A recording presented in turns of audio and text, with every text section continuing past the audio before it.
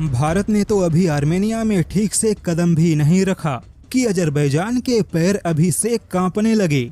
आज की तारीख में अगर नया भारत किसी को सबक सिखाने की ठान ले तो फिर कोई भी उसे बचा नहीं सकता। यह बात अब अजरबैजान को समझ में आ गई। पहले तो अजरबैजान ने आर्मेनिया को हथियार देने के मुद्दे पर भारत को धमकी और चेतावनी दी। फिर भारत और अजरबैजान के रिश्तों के कमजोर होने की दुहाई दी। उसके बाद अजरबैजान ने यह दावा किया कि भारत के हथियार भी आर्मेनिया को फायदा नहीं पहुंचा सकते। लेकिन भारत की ताकत क्या है और भारत क्या कर सकता है, अब अजरबैजान को अच्छे से समझ में आ गया।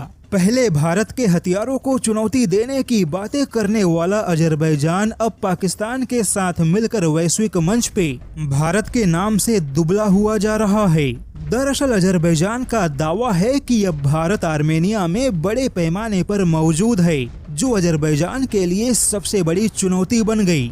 आर्मेनिया को बड़े पैमाने पर हथियार देने के बाद अब भारत आर्मेनिया के थल सेना और वायु सेना को इलेक्ट्रॉनिक वॉरफेयर युद्ध की ट्रेनिंग दे रहा है, जिससे कि अजरबैजान के पास मौजूद तुर्की के ड्रोन हथियारों को मार गिराने में आर्मेनिया की सेना अब सक्षम होगी। जैसा कि हर कोई जानता है कि अभी तक अजरबैजान की सेना तुर्की से मिले ड्रोन हथियारों के दम पर ही छोटे से आर्मेनिया की सेना पर बढ़त बनाने में कामयाब रहा, जबकि हवाई युद्ध के मामले में आर्मेनिया की वायुसेना बहुत ज्यादा प्रशिक्षित नहीं है।